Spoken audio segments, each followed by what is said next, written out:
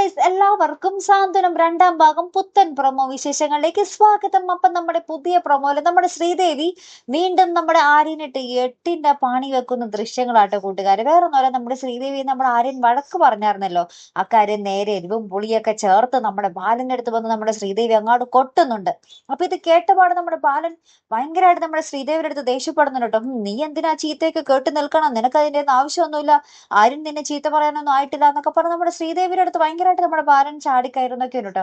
Last നമ്മുടെ ബാലനൊന്ന് തണുപ്പിക്കാൻ വേണ്ടി നമ്മുടെ ശ്രീദേവി ഉണ്ടാക്കിക്കൊണ്ടുവന്ന ഫുഡൊക്കെ കഴിപ്പിച്ച് ഒത്തിരി ശാന്തമാക്കുന്ന നിമിഷങ്ങളും ഇതോടൊപ്പം തന്നെ ഉണ്ട് കേട്ടോ. അതിനുശേഷം നമുക്ക് കാണുവാൻ സാധിച്ചത് നമ്മുടെ കൃഷ്ണമംഗലത്തെ ഒരു രംഗാട്ടോ. കൃഷ്ണമംഗലത്ത് നമ്മുടെ അലോക് നമ്മുടെ മുത്തശ്ശീനെ വെല്ലുവിളിക്കുക.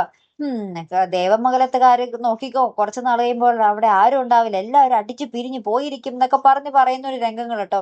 ഏറ്റവും ഒടുവില് നമ്മുടെ ബാലൻ എന്തൊക്കെയോ ഒരു രഹസ്യങ്ങളോ സത്യങ്ങളോ നമ്മുടെ ഗോമതിയുടെ അടുത്ത് പറയുന്നുണ്ട്. എന്നിട്ട് പറയുന്നുണ്ട്, ഞാൻ പറഞ്ഞത് സത്യമാണ് ഗോമതി, എന്നെ ഇനിയെങ്കിലും ഒന്ന് വിശ്വസിക്കുക എന്നൊക്കെ പറഞ്ഞിട്ട് ഭയങ്കരമായിട്ട് എന്താ പറയാ സങ്കടപ്പെട്ടുകൊണ്ട് പറയുന്ന ഒരു രംഗങ്ങൾ തന്നെയാട്ടോ ഒടുവിൽ നമുക്ക് കാണുവാൻ സാധിച്ച കാഴ്ച.